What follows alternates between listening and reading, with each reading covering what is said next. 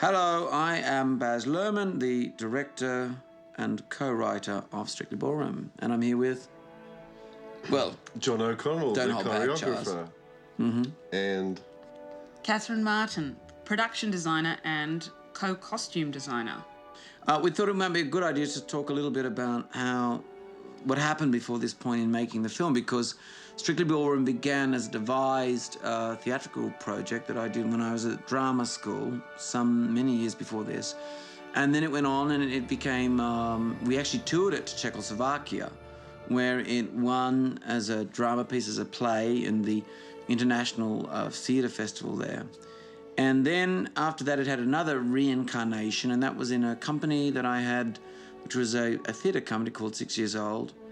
And it was really out of that production where the opportunity to make a film, a wonderful man called Ted Albert and his partner Tristram Mile asked if wanted to actually be involved in making Strictly Ballroom as a film.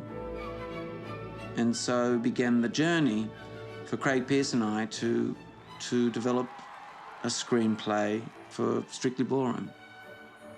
In any case, that's enough with the history. Let's talk about what's on screen. What's on screen, Charles?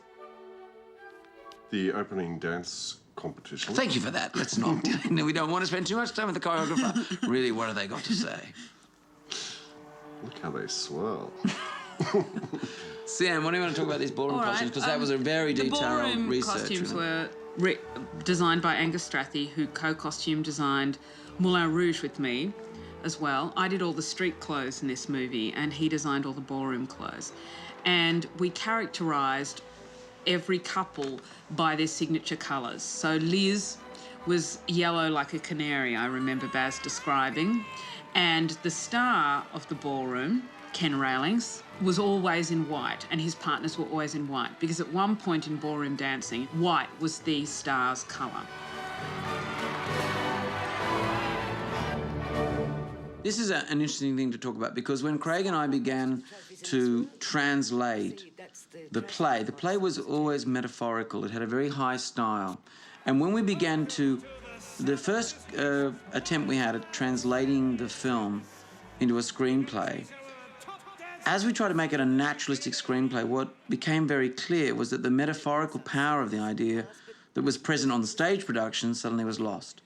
And so began the journey for us of beginning what has then gone on to become really this red curtain cinematic form, which is a theatricalized cinematic form. Now, this interview device you're seeing here is one of the very first steps or devices we took in finding a way of compressing the introduction of the characters. In a naturalistic film, one would have seen a kind of opening wide shot of the house, and Mum would have arrived with the groceries, and the boy Scott would be getting ready inside, going, "I'm getting ready for the festival tonight, Mum." But we wanted to find a sort of theatricalized, if you like, compression device. And what we did was we looked to the world of the media, the interview, if you like, and we said, well, what if you interviewed the mother character and you showed the audience that it was as big a concern to her that her son was doing radical new steps as it would be to a mother if her son was taking drugs. And so was born this concept of interviewing the characters in the world of the ballroom to reveal not only some facts and figures that you needed to know, but something of their characters, of the meaning of the story and of what was happening in the plot at this point to them. It's really something worth talking about, why the film's called Strictly Ballroom, because the world of ballroom dancing had these very, very strict rules about what is good and bad dance. And the metaphor of the play that we began with was about artistic oppression. It was all about there isn't only one way, if you like, to cha-cha-cha, that art and rule books don't really mix. Now, Charles, you might talk a little bit about, actually, you had to invent the kind of, if you like, our Federation style. It had to be really clear to the audience, that it was a sort of dance style of rules and regulations. Do you remember particular steps in doing that? Some of the ones that our couple in white were doing were made up. Like they were just steps that I made up. rather than something you'd see in a ballroom competition, possibly something like that. Yeah, no, how could anyone have made that step up? Very inventive. Surely that's from a Rio de Janeiro original. You start to move into the realm of like going somewhere else. What the bloody hell's going on, Kendall? He resorted to his own flashy, crowd-pleasing steps.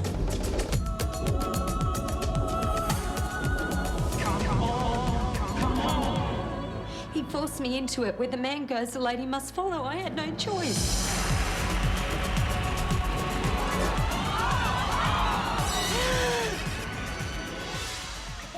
And I often say that in this film, there are only in the lead characters, probably, if I'm right, maybe one or two actual professional dancers. Well, Paul Mercurio and Antonio Vargas. And Leone. Leone Page. The main body of characters in it were really non-dancers. They were actors, and we specifically set out to choose actors who could act out the illusion of dancing. However, in the case of Paul Mercurio, Charles, you might pick up a little bit on his story. Well, he was principal dancer with the Sydney Dance Company, so he was very classically trained and contemporary trained. And he was like the first guy that we auditioned, I believe. Remember in that little right place on instinct, we went yeah. first to Paul, and then didn't we go and we saw many people, and we came back to Paul. We saw thousands of people, and we came back to Paul. Tends to be the process. It's just fun, isn't it? Really, going around the outside. No, but it's quite good because you know what you've. Yeah. Where he is in the framework then, if you look at the whole range of people. Well, we had questions. Actually, we loved Paul. We thought it was terrific, instinctively terrific, but we had to answer questions for ourselves, and that was that process about. But continue to tell us, so we auditioned him. He was a classical, modern dancer, yeah? Mm-hmm. So, which is a very different style to the ballroom style. So when we were rehearsing, we had which is quite rare, we had maybe 2 months of rehearsal at Antonio Vargas' studio, where my assistant Ray Mather trained in traditional ballroom dancing steps, like they learned to do traditional Viennese waltz, traditional tango, and also Tara and Paul were learning to do flamenco at the same time. That's right. Basic flamenco. That's right. Which is a technique that Paul really, I think he took to that more easily than he did the ballroom, which I think he might have found a bit constrictive just because of the nature of how he is as a contemporary dancer. I thought it was a very interesting choice. I mean, it was a great thing with Paul, and really, it's hard to imagine anyone else in that role. I think, as indeed anyone now after the journey, but what was great about him was that he was a modern dancer, and modern dance was all about a kind of finding your inner expression, and the whole journey of Strictly Ballroom, and it's really not about ballroom dancing, because the world of ballroom dancing in truth has evolved and it grows and so on and so forth, but it is a world where the rules of sport, if you like, what they call dance sport, meet art, and it has a curious kind of set of constraints. And here we had a young ballroom dancer who had grown up in the ballroom world and who was brought up to believe that winning the Gold Cup was everything. But at the same time, he was finding his own creative inner growth. Now, what's interesting about this, while actually I developed this as a play, and I worked very closely actually with another ballroom, I mean, I was a ballroom dancer and my mother was a ballroom dance teacher, but I worked with another actor at NIDA, Glenn Keenan, who was a ballroom dance champion, a real champion. While we evolved that piece at NIDA, we also drew inspiration from the story of our choreography or our dance teacher at NIDA, who was one of the great figures of Australian dance and choreography, Keith Bain. Now, what's really interesting about his journey, and you know all about this, Charles, was that he actually had that journey. He grew up actually in the same town as I did. He grew up in Warhope, a small country town. He went to ballroom dancing lessons, and at a certain point, he felt that he could no longer live within the constraints of dance as a sport.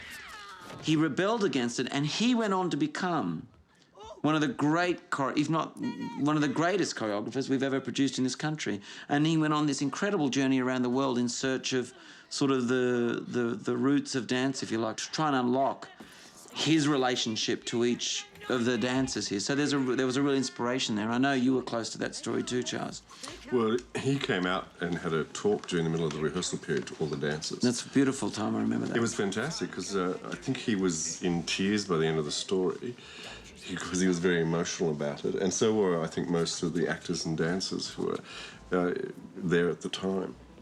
But he also, like, he did compete. He's continued to compete, but he was always like the most popular couple. But he always came second because he was too flashy. Because he wasn't doing the correct neat steps. Well, I mean, that's a fantastic subject to me. I mean, it's one I'm so passionate about because the truth is that exactly. I mean, here you've got someone who.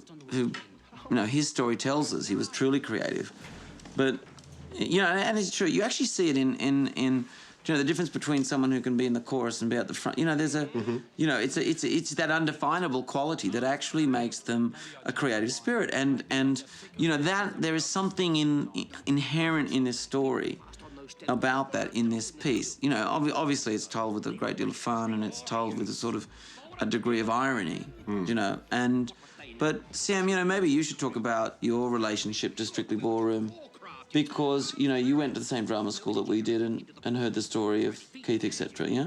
I was just going to say, I just want to say one thing about Keith before we move on. When he came out and talked to all the actors and dancers, the way he talked about the dance was not... It was never like, and then you execute these series of steps. It was about a kind of dynamic in the body. Yeah. And he told it in such a way that people who hadn't danced, and there were quite a few here who are in the lead, who hadn't danced. Tara hadn't danced, and neither had Gia Carides. Les, the dance teacher here, you know, had a little experience, but not a lot. Yes. And even actually the wonderful grandmother, you know. Barry Otto. You know, Barry Otto. And, of course, Bill Hunter, one of the great Aussie actors, right, but never danced, playing the Dance Federation president. But yes, I know. So you were saying, Charles? Oh, no, just that he talked about dance in a way that he went to the essence of it rather than the outside of it. You know, like he talked about why you're moving this way, what's the sensuality of the rumba or the excitement of a tango or whatever. It wasn't about you do these steps and you stand like this. It's like you move through the air, you possess the space. I mean, his way of talking was fantastic, Sam, particularly with the actors. Well, listen, talking about the space, Sam, talk about the space because... Here we're looking at a set, and you might talk about, because it was, you know, the first film that we had made, and this is probably, I mean, the first time I'd ever worked on a set, and probably one of the first film sets you'd ever created. Well, you were very keen on a set. You always loved the idea of a set, but I must admit we met with some resistance, budgetary resistance for the most part, and also a kind of... habitual resistance to the idea of creating scenery because Australia at this point was absolutely a location-based industry and there were very, very, very few studios in Sydney and we had to find a very large studio to build this set in. But ultimately we managed to convince the powers that be that this was a very economical and easy way of shooting because the environment was controlled and the lighting could be left as is for days. So, yes, it was absolutely the first set we built. I should comment that the set, everything you see here, and you'll see a little bit of this on the rest of the DVD, but, I mean, there's nothing in this film, there's nothing in it that's not personal on a sort of gesture level, but there's nothing in this film that hasn't been drawn from very, very thorough and meticulous research. You know, we went to... I mean, we knew dance studios. I mean, Potter's was a bit of an inspiration for this, from my memory. But it's a conglomeration of many spaces, but it's indicative, truly, of your kind of Aussie... Bill and I even went to dance classes in a dance studio. Well, some people go too far in the process. Bill Marin and I took dance lessons. We were hopeless and we were laughing. I think we even got thrown out of one of Cha-Cha's classes. That's John O'Connell. Yes, you did. Right, because of our bad behaviour. It was your attitude that was the problem. It made us laugh because we felt embarrassed. But anyway, I was extremely cynical about ballroom dancing and I thought that it was sort of lame. But I came to love it, the spectacle of it, the sense of the backstage and the onstage life. It's incredibly glamorous and... all of the details, because Baz is so keen on research, are all studied from life.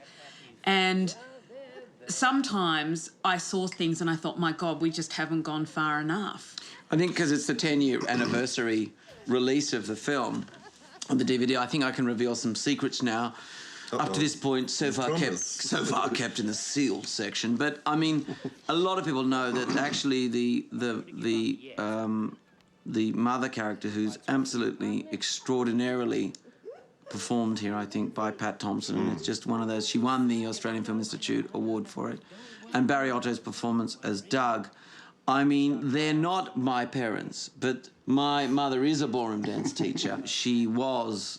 When we made this film, partnered with her then husband, and they were teachers. And while the characters are different, there is some. I mean, I say this because I, in a kind of curious way, right from the beginning of doing the play, a lot of characteristics were drawn from those characters. They're not those people, but many people go up to them in the street and say, "Weren't you in Strictly Ballroom?" But they are different people, but characteristics were drawn from there. And in fact, like everything in the plays and the work that I do, finally everything is really drawn from some kind of inspiration from either my life or past. And I just, for me, seeing that, I guess I'm bringing that up, whether it ends up being on the commentary or not.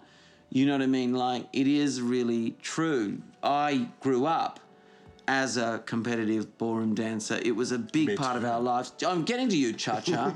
We all know you, but you lived in Thirroul. Who cares? That was the capital of ballroom dancing in Australia, I think.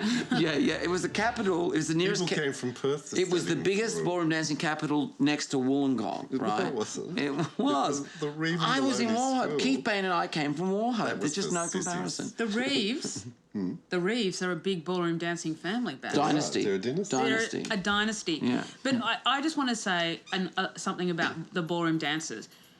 Basically, we got such a huge support from the world, even though the stories in some way was not particularly flattering to that style of dance. And they were enormously generous by letting us take reference pictures. In fact, all the trophies you see in the cabinets are actually borrowed from a real ballroom dancing studio. They allowed us to film and photograph their environments, them practicing dancing. They allowed us to come to class. I think, it's an amazing that such a, that community allowed us in, even though it was a movie that challenged what they believed in. The truth is, here's something to say that we should be clarifying. When we set out to make the original play when I was at drama school, it was stolen as a world, or utilised as a world, a land far, far away, on the one hand exotic and crazy, but on the other hand very close. And it was simply arrested as a place to tell a simple fairy tale-like story, to make a bigger kind of metaphorical idea play. Now, having said that, the world that was created was my memory of a ballroom dancing world, really of the 70s. And I'll come to that in a minute because it's important in terms of design, because a bit like Romeo and Juliet, even Moulin Rouge, the coding here, this film was made in the 80s, but this is not the 80s ballroom dancing world. And in fact, the whole world has a sort of mixture of 80s and 70s references in it. Now, the reason I say that is that actually, I think even this film had some effect on the world of ballroom dancing, but even when we made this movie, if you see one of the great competitions at the moment, actually the dancing is unbelievably fantastic and people look incredible. And, Everyone's gone. the truth is that we were sort of stealing, if you like, a kind of, in the same way that one might steal a 50s sensibility about America or a world, and utilise it to say, well, here's a time that we remembered had certain constraints. This is kind of it's a 70s memory. It's a memory of the ballroom dancing world of the 70s, which was extremely over the top with all the beehive hairdo, and it was really oppressive. If you see Come Dancing from the 70s, it was ludicrously oppressive. A perfect world in which to set a story where a bunch of sort of young creative kids at the National Institute of Dramatic Art wanted to discuss the idea of creative freedom overcoming a creative oppression, or personal creative gesture overcoming creative oppression. Now, Sam, you might talk a little bit about that, about the kind of way in which we found a visual language that was sort of universal. Because I look at this movie, and it's not that I look at it and go, oh, it's so 80s, because it's not. Because when we made it, it was already so 70s. It kind of visually looks, it's kind of set in a no man's land. Well, I think that was the aim, because it's a mythical story. The design had to serve the story, and you had to be clear who the hero was, who the ugly duckling of the story was, Fran, for instance, who was Tara Maurice, who plays Fran, was an incredibly good sport about being pimpled, having to wear possibly the most disgusting pink T-shirt of all time. I've got one. Lovely, that's nice. Cha-cha's in And there. having frizzy hair, let you wearing know. horrible gold sandals with socks. Lay off the hair, that's my hair.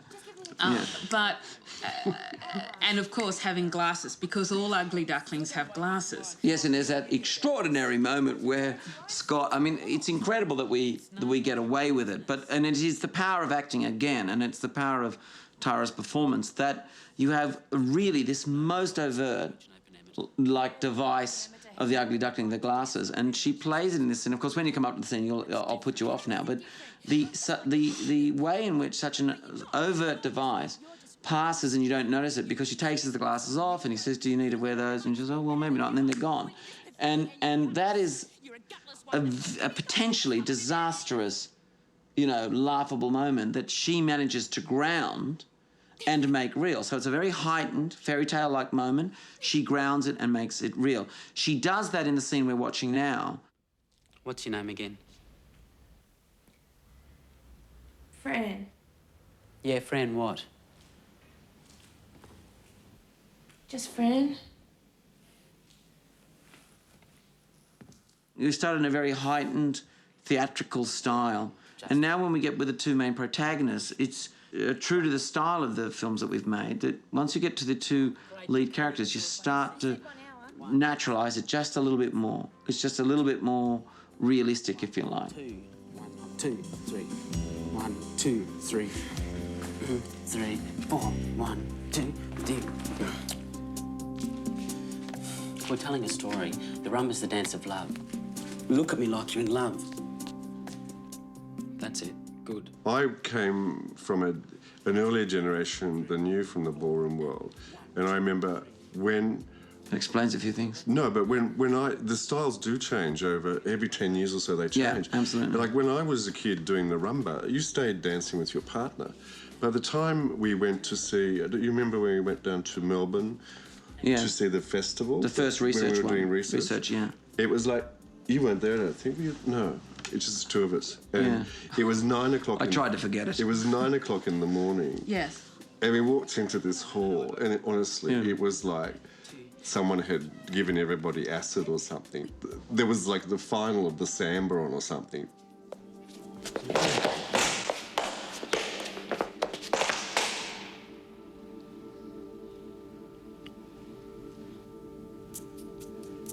Where did that come from?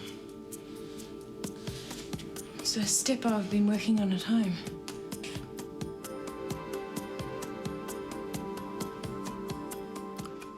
Like, I just could not... It's 9 o'clock in the morning. You walk out, you get out of the taxi, and you go into this hall, and here is, like, costumes and the choreography. I mean, ballroom dancing is incredibly inventive, I find, in the choreography, particularly the Latin section, which has developed a lot. It's like... do you remember that morning? I just was, like, stunned at what we were seeing. I tell you what, Charles, not only do I remember it, we've got video of that research. Oh, have you? And what was staggering was... we served the story with all our choices. I believe we did that well. But getting that big finale scene at the end of the film was look at the inventive choreography there, for example. And here comes Cha-Cha, wait there. What other choreography? No, yes, that's it, they're in the dress. No, he's in the next one, actually. That's nice. Now, stand by. I'm going to point out to people what you actually look like, because you've been just a voice for too long, Charles. But, Charles, I've got to tell you something.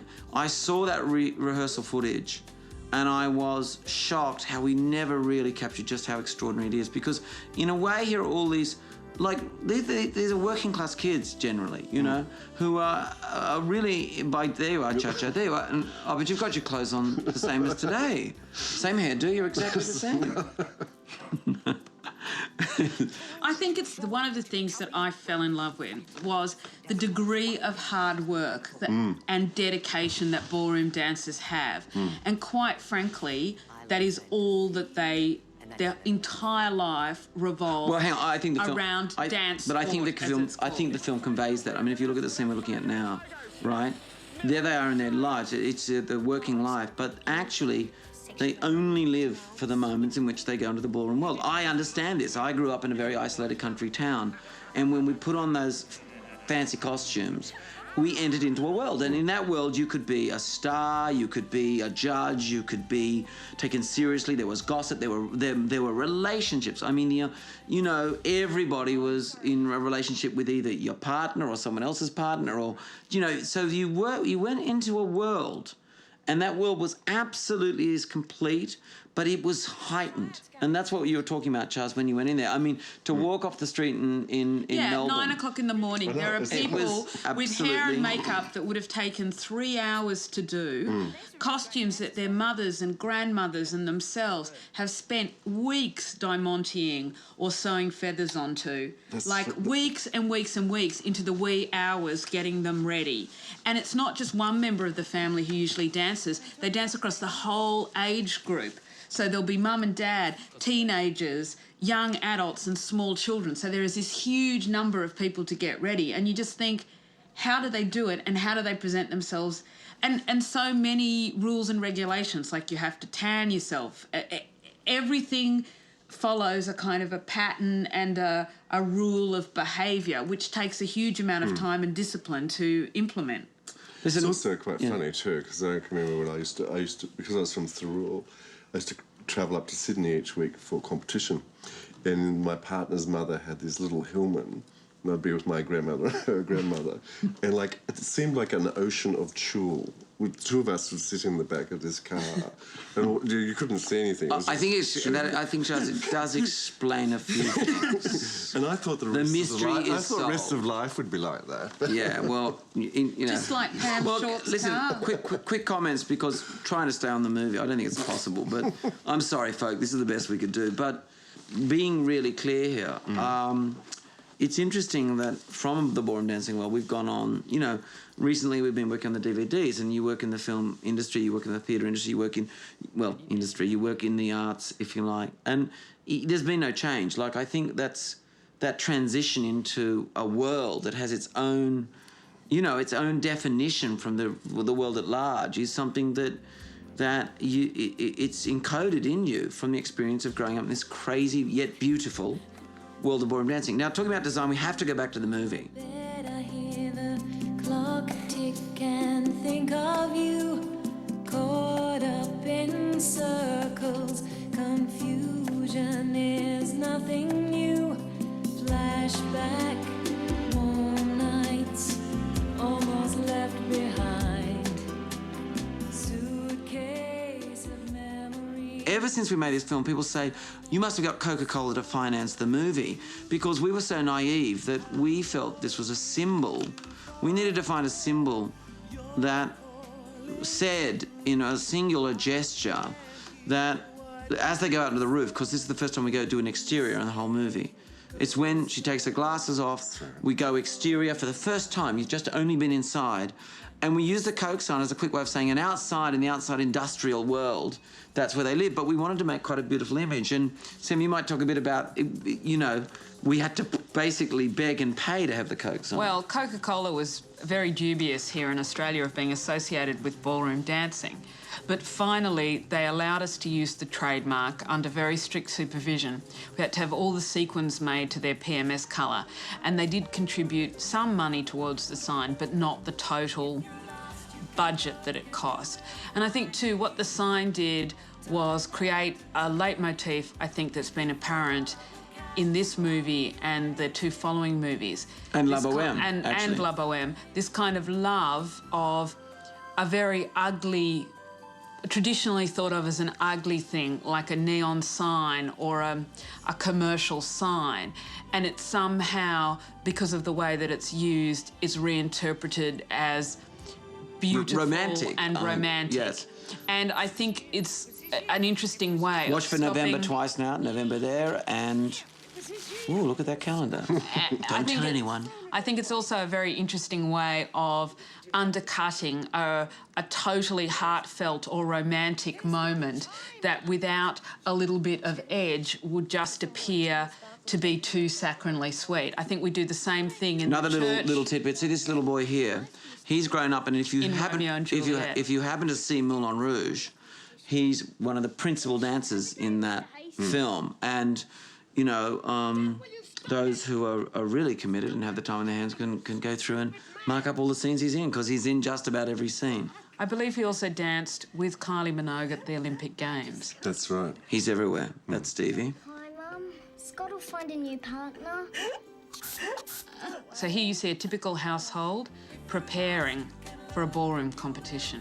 But I think this transition in terms of style, it's clearly heightened. Now we get more and more naturalistically, and using this step to suddenly be in an exterior scene was the beginning of kind of layering into the film. You've got this kind of high, you know, people use the word camp, and there's some truth in that, because camp to us has a very sort of broad meaning in the sense of its heightened language. But I think you told me once that the definition of camp was that it was dealing with something very serious in a kind of lighthearted, fun way. Actually, to allow you to connect with the emotion. well, the first part of that quote I didn't come up with. I got someone called Oscar Wilde said it, but and who knows who he is. But the thing is this, is that is what we have set out to do, is to take, if you like, that flippant, very, very overt, you know, silliness is a word to come to mind, but fantastical silliness, and use it to disarm so that you can actually get access to a very direct emotion. Now, having made a sort of gear change of coming into an exterior world and stripped down into a more naturalistic beat, which is what we saw on top of around the Coke sign, we now plug in the most naturalistic gesture, and if you like, and that is the subplot. And the subplot is we go home, and of course she has a secret. She's from an ethnic background. She's from a Spanish background. She's you know, in this very Anglo world, she's very nervous, protective. She's not particularly, she's scared, frightened of revealing that. And when we go around this corner in a moment, suddenly the film, I think, takes this kind of reversal, which is you suddenly show the flip side of the coin, and we're injecting the whole Spanish world into it. And that's actually something that found its first interpretation in the last interpretation of the play we did. When we first did the play at the National Institute of Dramatic Art, you know, actually Fran's character was called Jenny, and she was an Anglo character, and she was actually called Jenny Wallflower. She was a sort of generic, you know, wallflower character.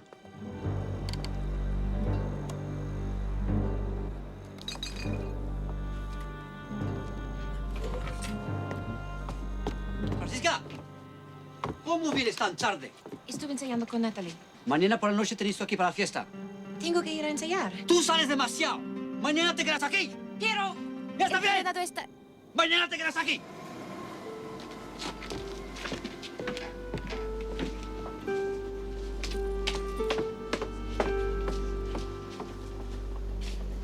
The State Championships, featuring the magical Mr. Nathan Starkey and Miss Tina Sparkle. I want Tina to be Scott's new partner, Liz.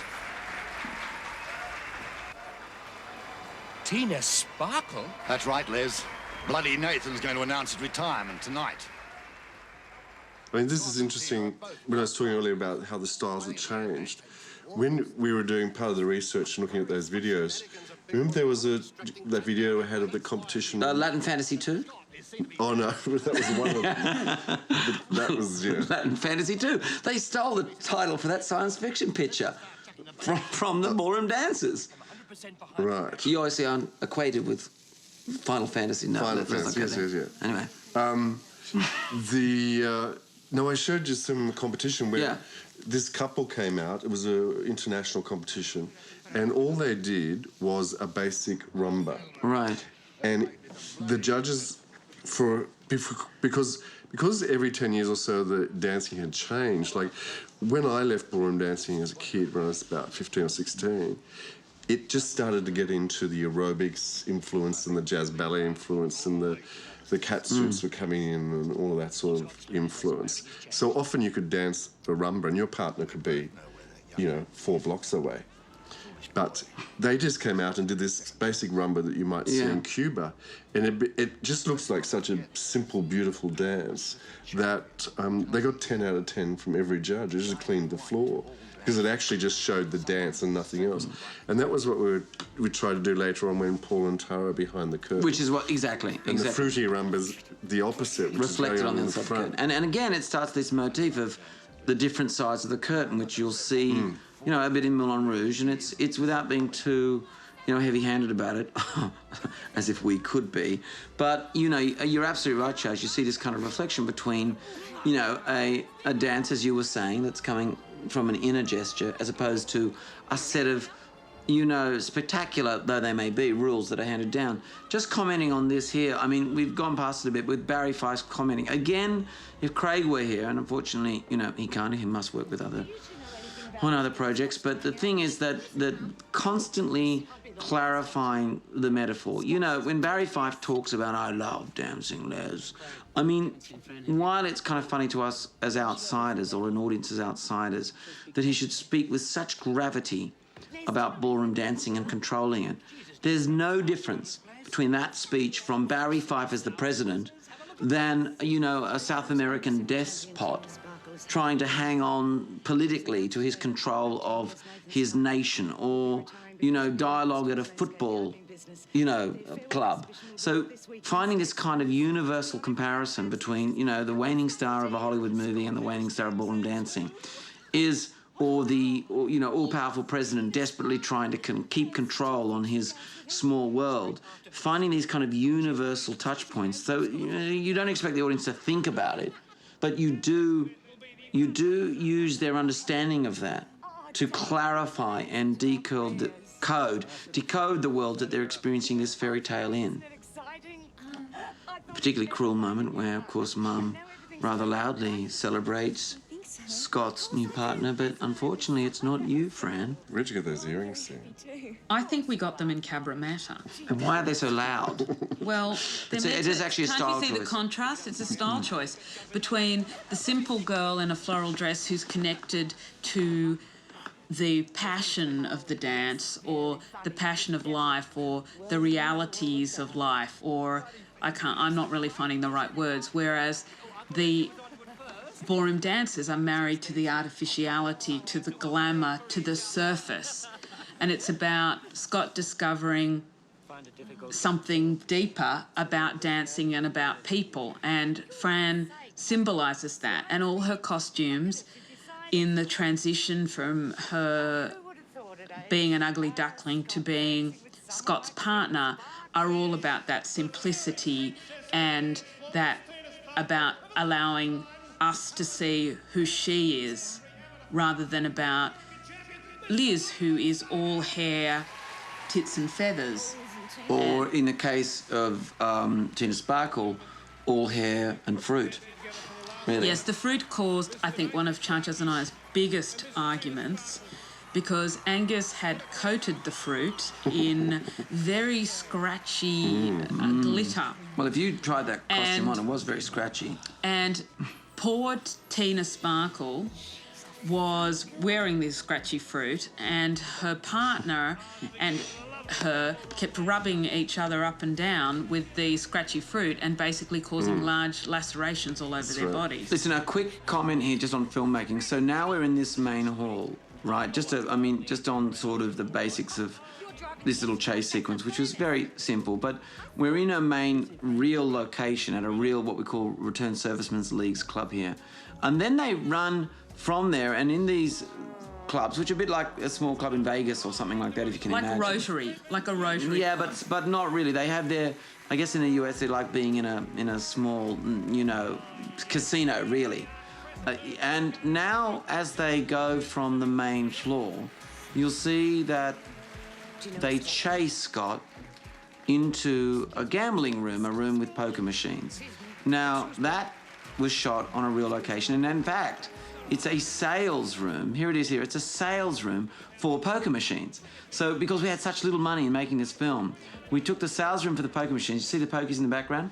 This is a place where they actually sell poker machines and dressed it as if it was part of the club. And now you'll see one of the very basic rules of filmmaking. Look, a sign that says backstage. So they go out, that's actually the bathroom, right? And when they come back here, now they're in another location, which is in another hall, to give us the backstage at another, the backstage behind the curtain, because in fact the first hall didn't have a red curtain area.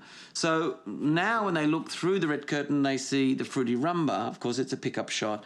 But I mean, you know, there's no great magic here, except that this sequence is made up of 3 completely different locations. I think you should. She's your style. You'd really suit each other.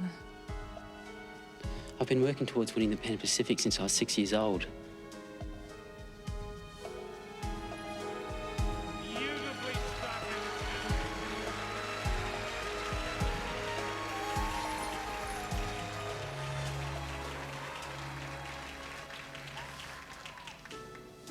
I'm sure you'll win.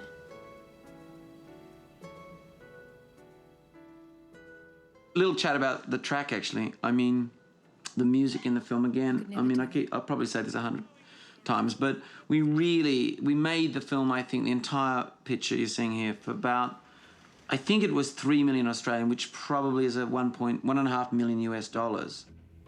You won't admit you love me, and so how am I ever to know? You always tell me, perhaps, perhaps, perhaps.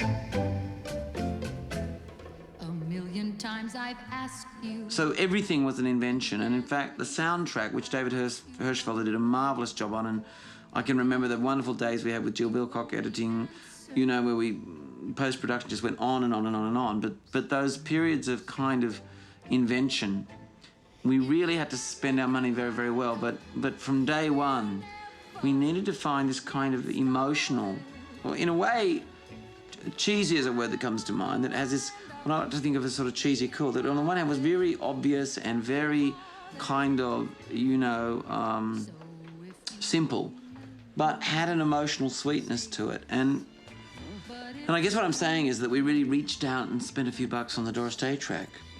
And I'm really happy about that, Charles. Did you like it? Me too. I love dancing to that.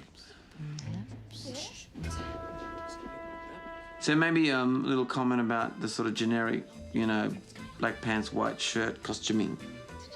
Well, it's another choice. It's about classicism and about quoting a look that suggests a traditional romantic hero out of many films that we may have seen before, and also about connecting him to the dance and to a real connection with another person and a real emotional connection to dancing, rather than being in a bright yellow blouson sequin top that he wears in the first dance when he's dancing traditional ballroom. It's also the same with the actual choreography, the connection between them. Like, if you have a look at it, they very rarely have their eyes off each other. Whereas, like, you know, in the other Fruity style... Rumba, their eyes are on the audience mainly. I mean, it's a fundamental gesture. Yeah. You're quite right, Charles. In their dance, they look to each other. There's a relationship between each other. They're acting out the dance of love. They're acting out a story of 2 dancers in love, whereas in the Fruity Rumba, the performers are looking out to the audience, selling their steps, if you like. And also the style of steps that they're doing is more or less from that period when Doris was probably singing that song. Yeah. It's a much older sort of style of more. Fruit, everything. Liz, President Fife would like a word with you and Scott at the servery. Now. What's going on? A silly accident. This poor girl fell. I'm Shirley Hastings. Mum, Scott, Tina's been dying to meet you. Hello, Tina. Look, Mum. No, Scott. We'll look after Fran. You need to have a chat with President Fife. But not keep him waiting. We'll be back for the social, Tina. Take your time getting changed. Come on, Scott.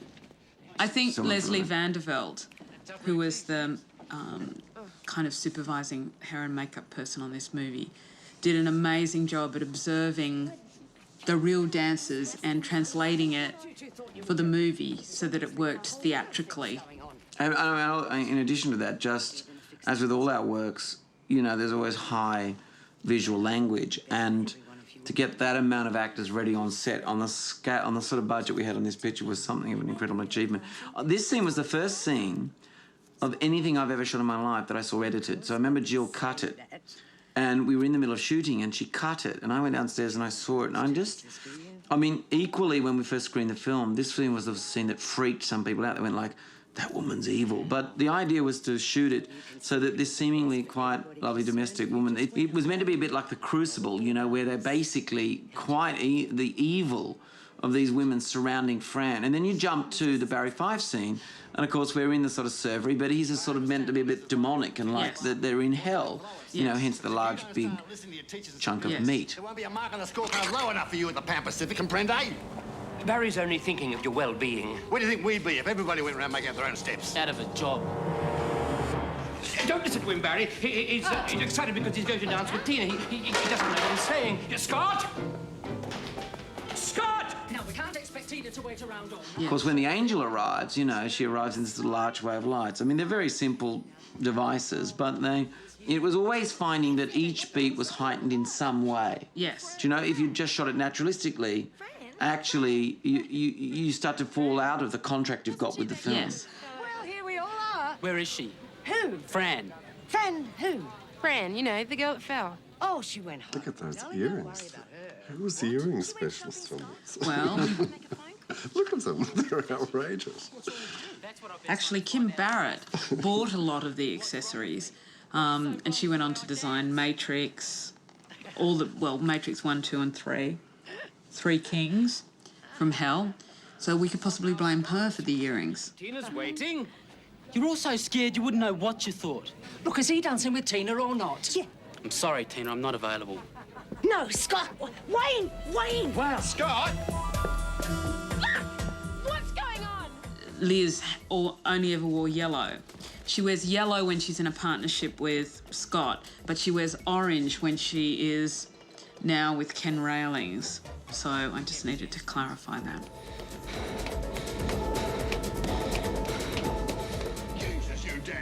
For our sort of international audience members who have joined us tonight, well, you might be intrigued to know that this scene here between the President, Barry Fife, I mean, what Bill Hunter, the actor here, has pegged so perfectly is a particular brand of Australian politician.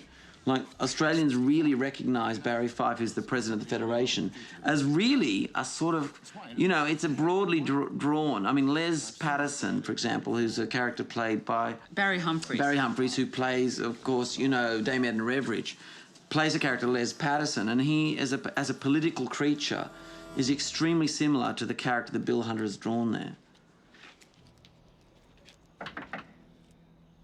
And Sam, what about talking about this? This is a set, for example. Yeah, well, it was built on to an existing train changing station right under the Piermont, right behind train lines and right behind the Piermont power station. The reason it was built near train lines will become evident later. And we built on it and created the shop and the living quarters for Fran's Spanish family. One of the funny stories was that we're actually shooting a scene inside the milk bar, and an inspector tried to close us down from food and health regulations because they thought it was a real shop and where was my paperwork. And there was a giant 35mm camera, Baz directing, and I'm saying, no, this is a film set, and they're going, look, I just want to see your paperwork. I'm not interested in your fancy show business talk. And I'm going, look, they're shooting, and I had to get Baz to stop and explain to them because they wouldn't believe me. Actually, probably talking about Antonio Vargas, because it was really intriguing because we actually came to know Antonio through someone that he knew who was auditioning for the role of Fran. And, of course, what was incredible was that Antonio came out of the meeting suddenly cast in the role of the father. But, Charles, you might talk a bit about his history, because it's quite impressive, really, his history in terms of flamenco. Well, he's probably one of the top flamenco dancers in Australia. He's busy ever since Strictly Ballroom. I think he's been doing nothing but touring the world, doing flamenco shows. He had the top school in Sydney in flamenco, in that where we did all the dance rehearsals for the film in an old studio next to some what was it? Silos. Yeah. Big silos. And he was great because I hadn't studied flamenco at all. before the film. But 6 months before, I went in and started doing the beginner's class, and he threw me into the advanced class as well. He said just sink or swim, and gave me lots of videos and talks, so he gave me a real feel about it. It was quite daunting, because then I had to turn around and tell him what to do. But he was quite a good sport about it. Hey, it's all right. Just try and keep up.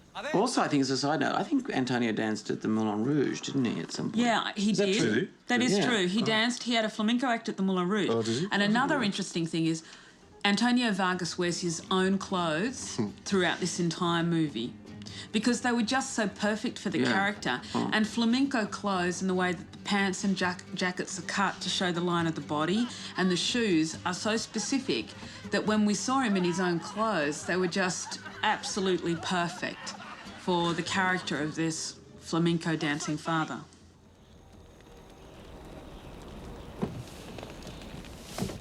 There's something about the dancing, like Yes, when they're doing talk. their Let's paso go. doble.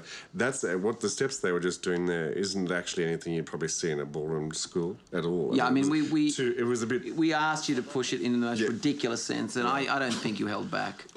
I mean, I think you really nailed it, Charles. I mean, when I asked for something so stupid that the audience would be very clear, I think you really, there's no problem there. See, look, just how he stands. It's just it's whole brilliant. fantastic, isn't it? It's so contained and dynamic.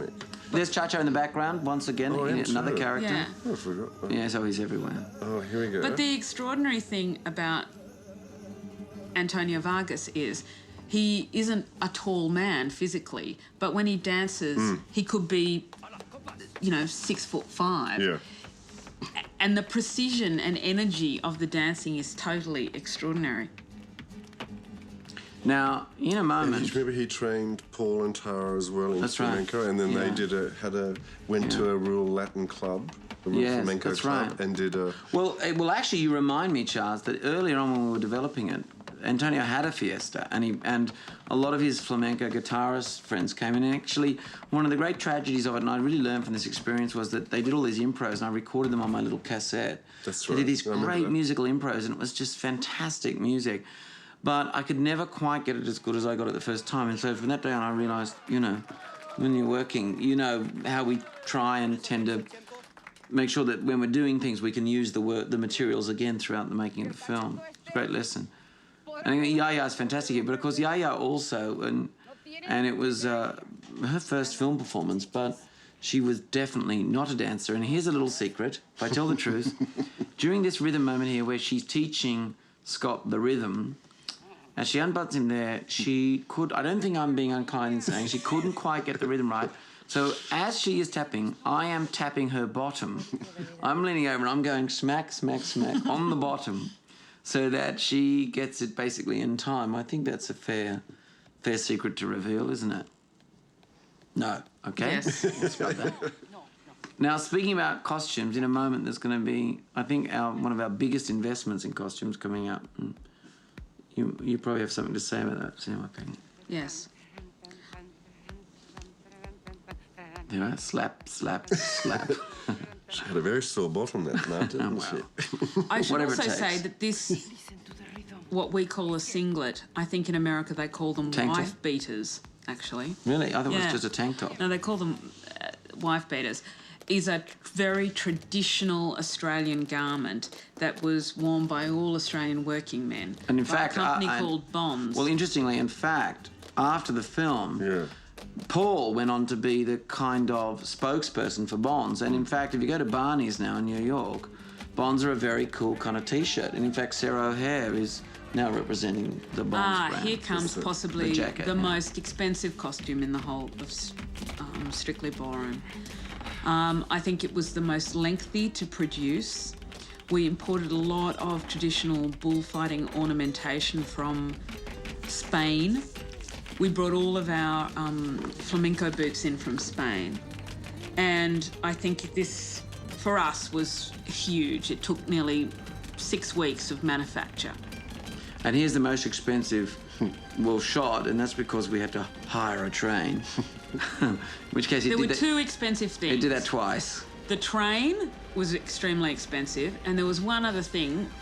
in the middle of the dance floor, behind this little shack, was a telegraph pole, and it was the second most expensive thing to remove it. I don't know. We needed the dance floor I think we had cleared. to shell out quite a bit of our budget for the finale at the end, although probably not that much. It was a voluntary... I'm talking within my... Within the... Sorry, I should have specified more Within clearly. that Within world. the production design budget. We didn't have a budget for choreography. No. She's a Pan Pacific champion. Mum. First thing in the morning, you get on that phone and you apologise. I won't be dancing with Tina. What? I'm dancing with Fran. Fran? Doug! He said he won't be dancing with Tina. I heard. Well, do something about it, you silly man. Why do you pick on Dad all the time? How dare you speak to me like that? The sacrifices that we have made for you. The money, the time, and the effort. Shut up! And what about Les? He has taught you everything you know, and you're just throwing it back in his face. I'm bored with it. I don't believe it. I'm hearing this. I mean, one of the things that I think you've pegged really well here, Sim, is that you get this clash between the total domestic, the flatness of the domestic environment and look. You know, and this is shot under just neon lights and, you know, it's so domestic. And then clashed against this kind of fantasy world of ballroom dancing. And that is a reality. I mean, it's probably at the very heart of the whole idea. You know, it's like, don't you question our dream, you know, is what Scott's going on about there. See, Les can't believe it. The whole concept of winning has been questioned. Something about Gia, actually, as an actress there, she really pegs the character, but, you know, there's nothing about her that's real. I mean, it's obviously a fake tan, and fake blonde hair, but blue eyes as well. She's wearing contact lenses to capture that incredible kind of Anglo, you know, character. Acuérdate, vivir con miedo es como... Es como vivir a medias, ya lo sé, abuela. Cuando tu madre salía al escenario lo llenaba, aunque fuera vestida de árabe. Claro, porque era mi guapa. Y tú puedes ser igual o más, créeme. No. Yes. You just got not to be scared. Mira, esto... One of my favourite lines in the movie. You know where that came from, actually, was that you could wear a potato sack. They once said that Marilyn Monroe was, you know, so beautiful that she could wear a potato sack and still light up the screen. And she did. And she did. And in fact, they actually, as a sort of publicity stunt, they got Monroe in a potato sack. And of course, it was probably, you know, sewn together by Edie Head or something like that. But it's you know, it's kind of a quote about the idea. Because, you know, Yaya may have, you know... I think this guy looks so good. Oh, a frilly potato sack. There's too much silence here, Charles. You're holding back. What? No, this is leading up to one of my favourite numbers. Well, Rumba de Boris.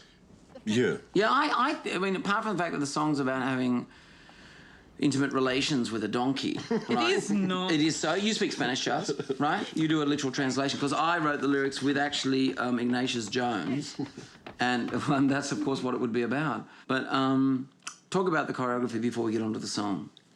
Well, it was one of those instances where it had to be like knockabout and look like it was made up. You know what? I think you've achieved that. I do agree. Can I say, talking about the scene, you're right. The scene is becoming more naturalistic, and although maybe that's not the scene, is it? It comes in later. Oh, I it's the hope. chariot. They're the beginning of the chariot. Should we talk about that, Charles? Because pretty much, if you want to ruin your career, I guess this is the moment to do it. Shall we talk about the chariot, or shall we hang on to the final spectacular finale? Why is there so much anger about the chariot? Can someone explain to me? Well, I don't think there's anger about it, but just have a look at it. I like the chariot. No, I like the chariot too. I unequivocally state there are no new steps ratified for the Pan Pacific Grand Prix. This was my first day of shooting film ever. It was my second shot, and it was shot actually in a big house that was owned by people who were very famous in the circus. Am I right there? Bullen's Animal World? That's right, yeah, Bullen's Animal World. And we shot at 3 locations there, yeah? We did Liz's room. We did a scene that's no longer in the movie. If you can't teach it, we might as well all pack up and go home. Is that, I've never been really sure, but is that Barry's real hair? No, it is a toupee. I was joking. I mean, please. I mean, I was joking. I mean, really. We all go back too far I mean... I know we agreed the past should be left in the past. But it's about time that lad learned some home truths about where this kind of thing can lead.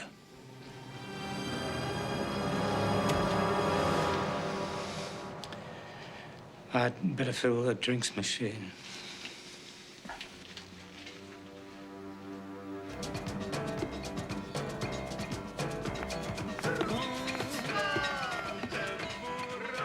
Well, it had to look like they were just mucking up and mucking around, but it had to have some kind of connection to what they were doing in terms of authentic flamenco. And this is how I collaborated with Antonio. I would show him a step that I would want to put in it and say, now, can you show me a variety of things that are the flamenco equivalent of this? And he would show me variations and I'd sort of see what fitted best. But this was the most fun because it was basically, I think the brief was just make it look like they're having fun and mucking around. Yeah. And there's a simplicity about it too. That Look, I really agree with that, Charles. I was actually working on this the other day in the grading, and the thing about this little scene is that it's both a dance routine, but it really does walk the line of feeling like, you know, he's actually enjoying dance as a form of enjoyment, as a form of as a sort of, you know, as a pastime, rather than it being focused on sort of winning medals. And, you know, of course, this is where the relationship deepens, and it's told through a little dance, you know? So I do think that's right. I mean, technically in Spain, the Paso Doble is a box step, two-step. Yeah, it's like Just this a most four-step simple thing that an ordinary person would do. It became something different. It became the bullfighter meets the bull or the cape, rather. The bullfighter dancing with his cape in ballroom terms became... What? That's a typical overreaction from the design department to something that choreography is doing, and it's uncalled for. In ballroom dancing, the Paso Doble. Absolutely it is. That's absolutely correct. Look, it's exactly... Who's the cape? The girl. No, the girl. And the boy is the matador. Matador, yeah. Right. Because it was a show dance. It had absolutely nothing to do with the traditional Paso Doble. Yeah, so Doesn't Paso Doble mean something too? 2 passes, it means. Pass twice. 2 steps. Yeah. Accept the truth. This is a good story. We had to shoot this scene. This happens always in my life, in the sense that every time I go to do an exterior scene, which is very rarely given the kind of films we make, there's always... We arrive at the location. I mean, Steve Mason, who I have to say did a lovely job on this, we arrived at the location and it was a storm. And it was supposed to be a beautiful sunset evening, you know.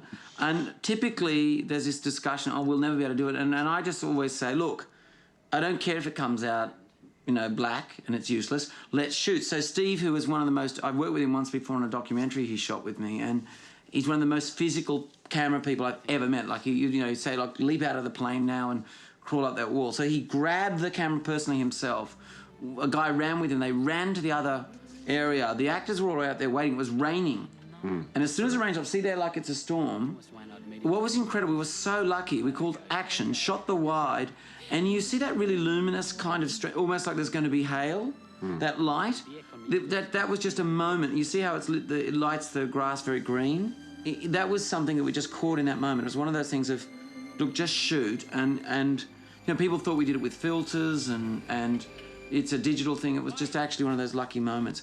This is one of my favourite scenes, and I guess I like this work because what's sort of so great about it is there are many characters in life, and they're not that rare. There's some particularly famous ones in the film world who are prepared to do and say anything in the moment to achieve their aim. And Barry's focus here is to get that boy to change his mind. And the way in which he tells this ridiculously fantastic lie or bends the truth, you know, and it leads, I think, to one of the biggest lessons we had on Strictly Ballroom, this flashback sequence you're about to see, because when we originally wrote it, Craig and I wrote it as a very elaborate, detailed, it was going to be sort of heightened looking, but all the scenes were real. So you saw them at festivals. You saw them winning at festivals. You saw the flashback of the father, Doug, winning. And it was all naturalistic but heightened in colours. And naturally, as we got closer and closer to shooting, budget simply didn't allow it. But we didn't really find out about this until we were actually in the shoot. And the very good line producer who one has to acknowledge in a really strong way, Jane Scott, said, look, you're going to have to find another solution. And I think this is one of the strengths of the way in which we work together, both working with CM and Charles and Steve. And we were able to reconceive it into what I find one of my favourite sequences, which is this very theatricalised flashback sequence, which is utilising the conventions of theatre to sort of tell a story. I mean, it's really kind of like, you know, a Broadway musical meets Kafka or Brecht in the way in which this is told. And watching it again, I mean, I think it works very, very well in terms of storytelling, but it was such a lateral leap we had to make to find a solution for a very difficult economic reality. Number 100. And the other thing that blows my brain here is that not only does Barry Otto look like John Cha-Cha O'Connell, but he's copying Cha-Cha's steps, and they are physically identical. If you knew Cha-Cha, I mean, when Cha-Cha goes to a dance, of course, you often find him dancing with 4 girls. That's just natural. No, Cha-Cha, don't be humble. Women are crazy for you. No, Barry had his own kind of eccentric flavour. Totally had too. it. You know, he was wonderful with his inventions. I mean, that was the great thing about Barry, is that he really couldn't dance, but he could invent. He could act dancing. He's the pure look, form. he has natural Look at ability. that. Yeah. Now that's a moment in choreography. Well, they're a bunch of old monsters. They used to chuck it around. Leslie had come along, of course. The 3 of us together. The old gang. We were a bunch of old funsters. We all wanted to win, of course.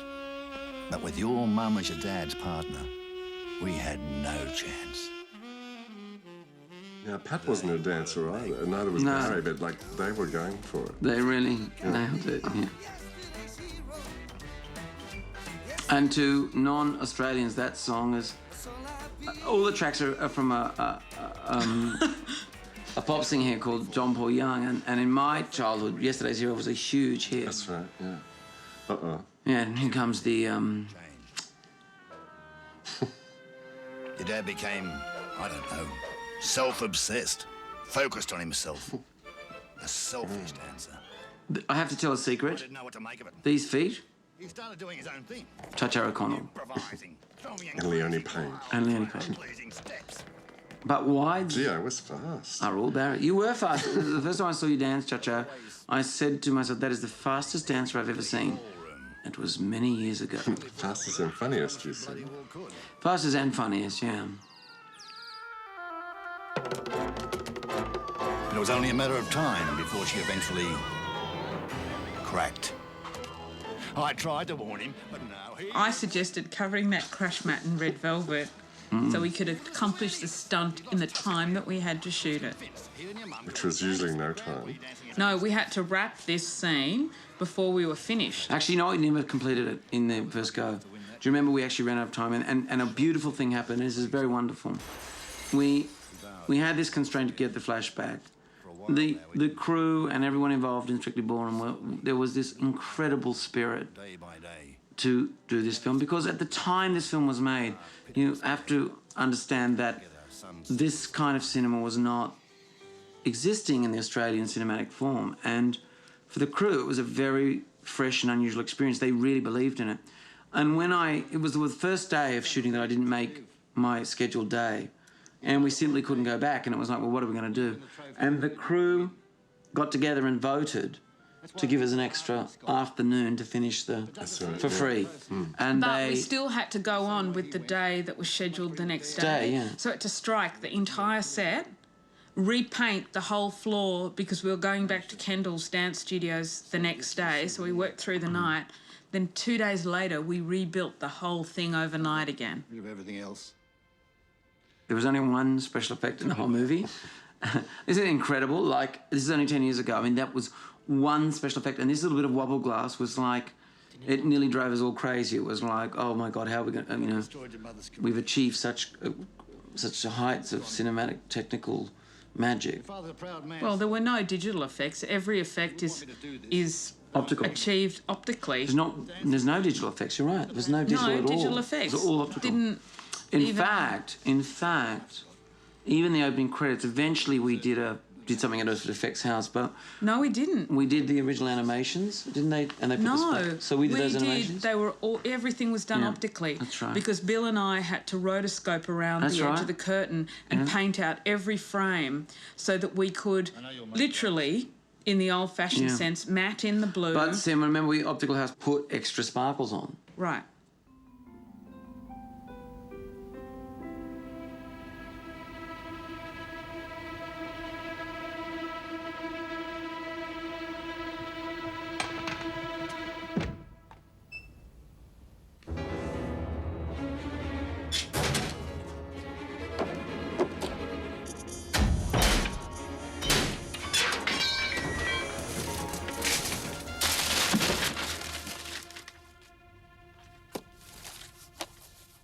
Now, favourite prop. An actual family, a Baz Luhrmann family album that we cannibalised. And some quite bad Photoshop work done to replace Doug's head. Now, this is interesting. So we had to find a sort of stylistic way of jumping from this scene to bursting into the world of, into the ballroom final. And actually, it's fairly effective, but all it is that because Paul is a dancer, he stands on the end of the dolly, and we're just turning the dolly around in the room, and he, as a dancer, is just spinning on the end of the dolly. And I think, it kind of looks, like some stylised effect, but it's just that he's actually a dancer. I think he could sort of achieve that without any... I guess that's what it looks like. Mandatory training for dancers. Yeah, spinning on a dolly. After 10 years of ballet. To be able to turn around. Now, all right, here's the story to tell. So my actual second day of shooting was at this event. This is a real festival with real ballroom dancers and a real crowd. And the deal we made by giving a gift and supporting the ballroom dance world was that we would, in their lunch hour, can you believe, in their lunch hour, in their break for an hour, we would shoot all the wides to the final scene. So my second day of shooting, it's 5 cameras. 1 hour into shooting, we've got a tenth of the shots done. About 2 hours later, the crowd that you're seeing are in protest, and they're starting to protest the actual experience, and they're leaving en masse. So they're starting to leave the auditorium. And Popsy Albert, who eventually came in and who was one of the producers on the film, she went running around throwing clothing over the green chairs to try and make the auditorium look like it was full. So it was absolutely, it was one of the most hair-raising experiences, because my second day of shooting, and we were losing the crowd. And I had this moment, which I've told many times, where I said to the first AD, look, I'll just be back in a minute. And we were in the middle of doing a shot, and I could see, in retrospect, I could see him thinking, that's it. He'll never make it, this guy. And I went in next to him, and actually Peter Green, who was doing Paul's medical work, massage because of his damaged, ankle. Remembering that Paul Mercurio danced his whole final scene with a damaged ankle, suddenly gave me this kind of back-cracking massage, and it sort of clicked me back to life. So I just went out there and we just drove on, and no matter what, we got the wides, and all these close-ups were shot in another day of shooting with 50 extras the next day. So this, for example, was shot on the day, but these close-ups of the lead characters were shot the next day with like 10 extras in the background. And Natalie, that is dancing with Fran there, is an actress called Lara Mulcahy, who's actually also in Moulin Rouge. She's playing the role of Mon Fromage, and she's one of the girls in the marmalade section. And her mother is a dance teacher, and she has danced from when she was little. Now, what's interesting is that Paul, who I think, it was his first film, and it's very hard to remember that when you see how solid I think his work is in it. But when we Baz, that was the back that was of Baz. my appearance. But when we were rehearsing, the night before, he sprained his ankle, and he was in great pain, but went on to actually dance the big finale. Pago, Mr. Fife. You know that step you suggested? Did I? Yeah, you said you'd show it to us if... Now, I got to tell you something, Charles. I was in Rio not a week ago, and the Bogo Pogo, we sort of based the idea of that on a step, which is called, is it Boto Photo? There's a ballroom dance step in the samba called Boto whatever, and Boto Photo, I think it is. when I was in Rio, there's actually a lot of things called that. So clearly it had a real connection to the spirit of the samba from Rio de Janeiro. Son, can I bend? Not now, Dad.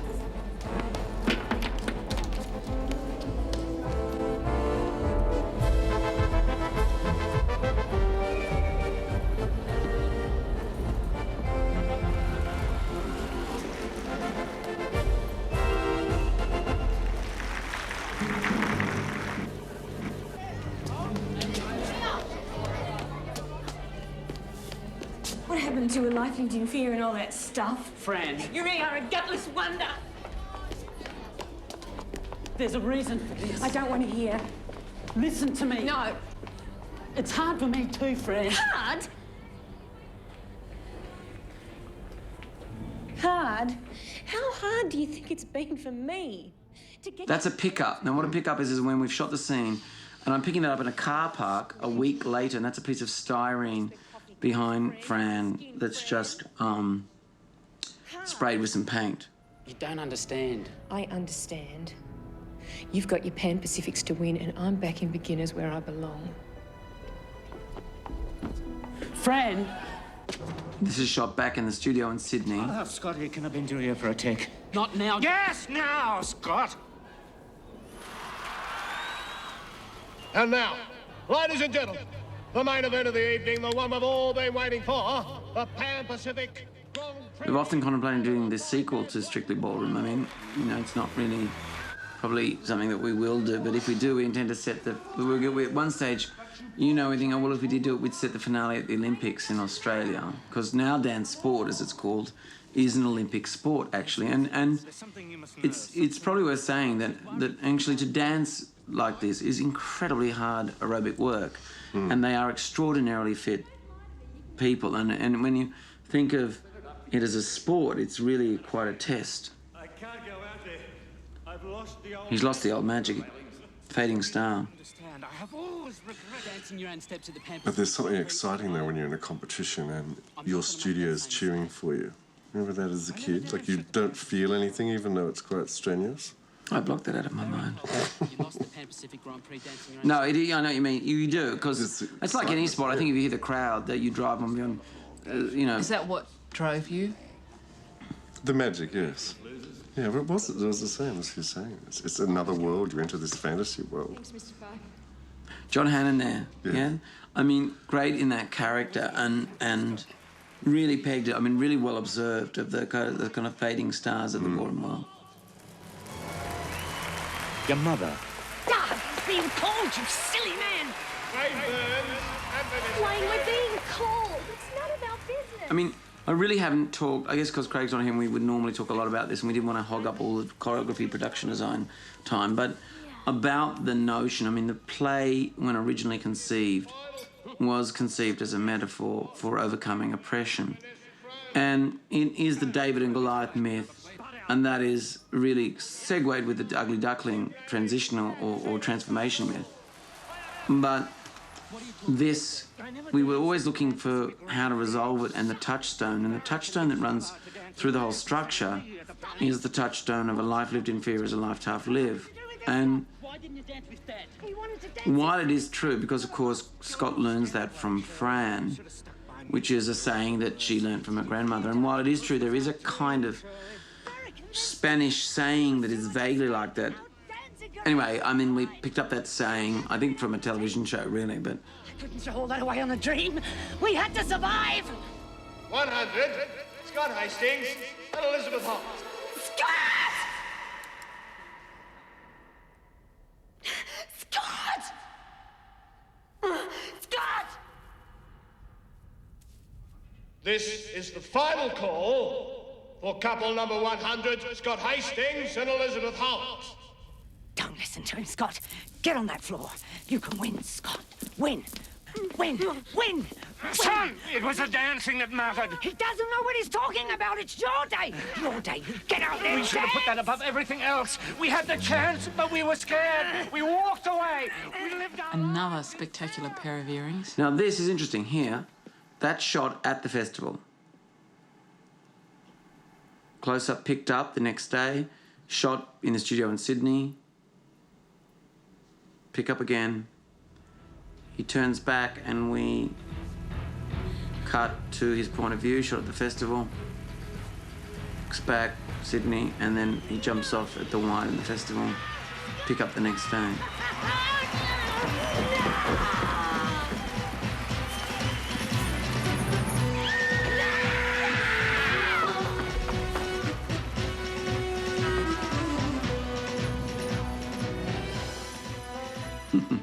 John really does have the style, doesn't he?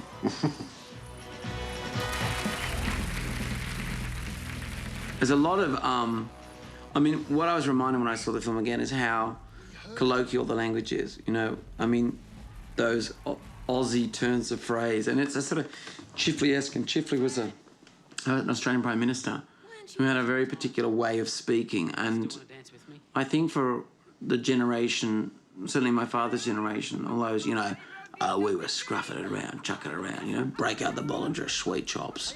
You know, like that kind of, I mean, it's alive today, but it's less prevalent, I think, that as a sort of language style in Australia. You know, I mean, the sound of any country evolves and changes, and in fact, the sort of Australian accent and word usage has changed a great deal. But Barry Fife really defines that older style of Aussie sort of strine. You won't get away with this. See how they're virtually Tina Sparkler dancing apart? Yeah. That's amazing, he did the splits. Yeah. Now here's interesting. Okay, he's on a skateboard there to extend this shot. So he's just dragged along on a skateboard in a studio, and of course there he's in front of the real crowd. And boy, this was the bit we had to shoot in the 1 hour, and it was a little worrying because we had to do wides without cameras on the floor, and then we had to get on the floor with a dolly. Now, what was interesting was, even when I shot this, I got together with Steve and in fact, Tomo, who went on to be the grip on Moulin Rouge, and Tomo had to actually learn as a grip, this is very unusual, to dance with the partnership. It was something that I kind of felt instinctively early on, that if the grip wasn't able to partner the dancers, we would never get the shot. So in fact, the whole dance number on the floor here has been worked out with the grip, and the grip is the person who pushes the camera around on wheels, partnering in the actual choreography. So we had a lot of choreography sessions early on where we got the camera on the wheels and it literally dances in partnership with the couple on the floor. But for that, we would never have got it, because when you start to cut back to the major routine on the floor, you can see it's a fairly, I mean, you know, within the constraint of what we're doing, we've achieved a fairly clear pattern. We only had 2 goes at it on the floor itself.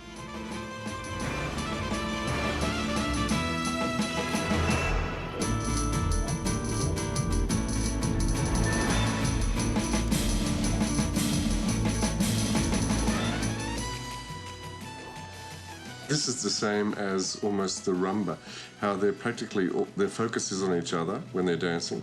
And if you have a look at the flashy couple that we just saw, they're not. They're out for the audience and to doing the steps, which was probably the way that I approached it. So that them dancing together as a couple was quite intimate in a way. I can't tell you how many people said to me, there's no way a 3-phase plug would be used to power that machine. I said, well, it's got to be clear. It's the style of the cinematic form.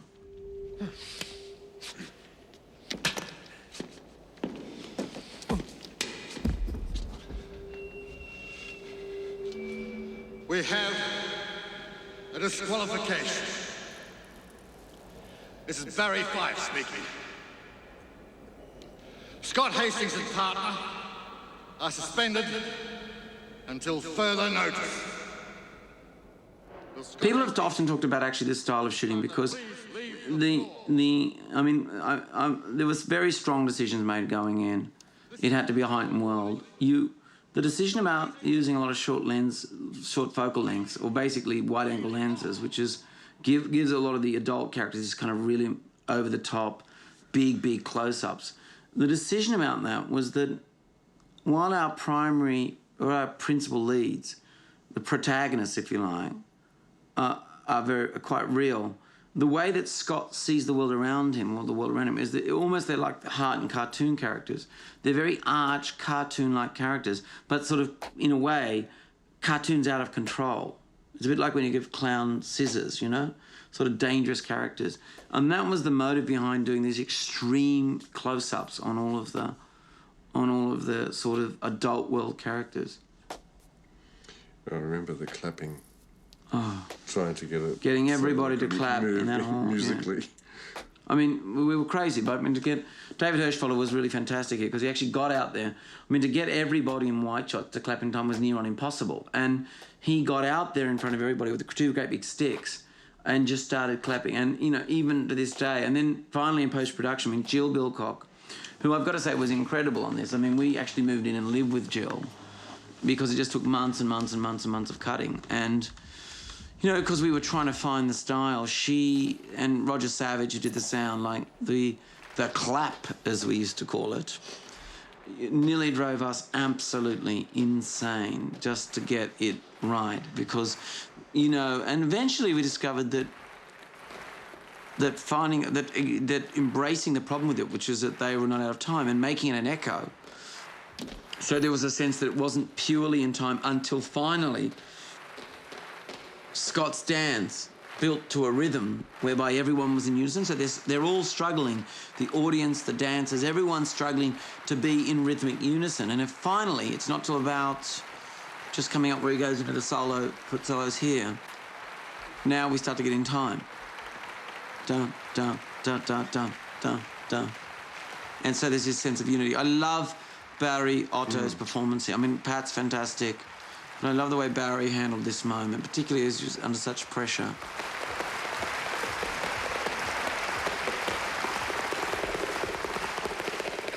Tara's shoes are based on the Queen's coronation shoes. Almost identically, although Tara's are red. No, you don't, little miss. Shame on you, Miss Leachman.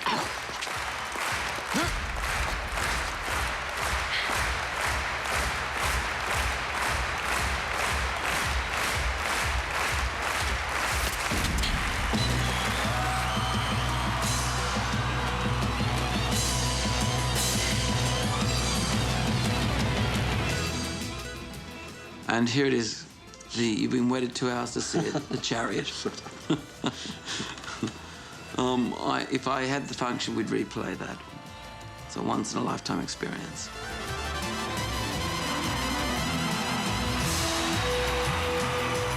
Tara Maurice had danced a little, but she was not a dancer, and I think it's one of the great... And I can even say it with him in the room. I think it's one of the great achievements of Charles that... And he's great like this, I think, with actors in general, that he's able to help them find their dancing feet. And oh, well, she was great because you approached her as an actress and she gave her that attack. Yeah, and she was having trouble spinning around. And I said, look, just get the woman who's the strong flamenco, fiery woman, just get her to turn around, spin around. And she did, like she'd been doing it like in second nature.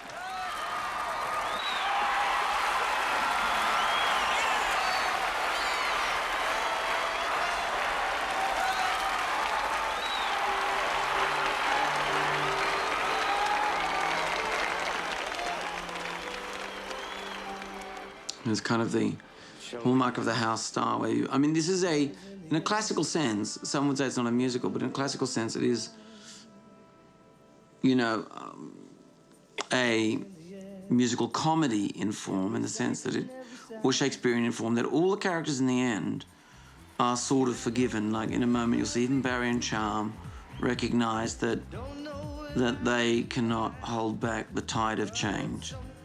And everyone is unified in a kind of final number, you know, I mean, in the end of a Shakespearean comedy. And doesn't Tara look radiant? Yes. Like, everything has changed about her from the beginning with her. Yeah. Well, I think that's her great achievement. I've got to say, I think that's one of the tremendous... I mean, it's a tremendous piece of acting. There's no doubt about it. From her, there is tremendous. The way in which she grades herself from this ludicrously over-the-top ugly duckling character, then she subtly grades it down. And if you look at each scene, now in terms of acting and the work of acting, I mean, a very good actor and one who's got a great deal of craft will look at each scene and say, well, how has my character evolved or changed in this scene from the last scene? And I think it's a copybook example of an actor progressively changing beat by beat so that you don't really identify that. I mean, here she is finally looking really the, star of the ballroom floor, the ballroom queen really, and yet warm, human, beautiful, and yet there wasn't really that sort of uncomfortable gear change moment of now I put on a new wig, and take my glasses off, and I think that is something I'm very, very impressed by. I was very impressed by at the time, and I still am even watching it after all these years. Where did we shoot that? Was it during the festival, that Samba? The finale, yeah. All those people that were left actually came down and joined us on the floor. Look, this film is dedicated to Ted Albert, and I want to say something rather important here is that Ted was Tristram's producing partner, and it was a great struggle to get this film made, to get the finance. Believe you me, nobody ran out and said, ballroom dancing, that's a great idea. And it took years for us to get the financing, and Ted believed in it from day one, and after being really the sort of spiritual, sort of our leader in the fight, he died on the day of a heart attack not long before shooting began. And incredibly, his wife, Popsy Albert, stepped in and worked with Tristram Mile in partnership and went on to produce the film. But there was a moment there when a very big decision had to be made, and naturally we're all very thankful that Popsy did step in, but also it's why the film is dedicated to Ted, because I always think to myself, I feel that he would have been proud of what we did on such, in such constraints. And I hope that it got somewhere near what he hoped it would be, The other thing to say is that Pat Thompson, who was, I think, extraordinary in the film, also died really not knowing that she had won, not knowing she'd won the awards, not knowing what a great success it was, and it was her last film. And really, all I often think about is what a great loss, apart from the personal sadness, just what a great loss it was in terms of the work, because she truly was one of the great, actors in the country, And also a great spirit too. Great spirit. Yeah, great. Like Kevin to work with. Yeah. So, And she was really excited because she was going to go to Cannes for the opening the week before. Yeah. I remember it was a very, at the time I was very, I just felt a great, it was very because Strictly Ballroom, what has to be understood is that it absolutely came from nowhere. We had made the film and the original distributor had gone like, that'll never work. And we were selected for Cannes, and this shocked everyone. We went to Cannes, no one had seen the film. And we screened at a midnight screening, and within 24 hours, we'd been sold all over the world. It was one of these incredibly explosive moments in the history of Cannes. And it was really, our feet did not touch the ground for a year. There was a year of openings, and its sort of irrepressible spirit in a way went on and infected the whole world by varying degrees, and we were really at the centre of that. So many, many things happened that were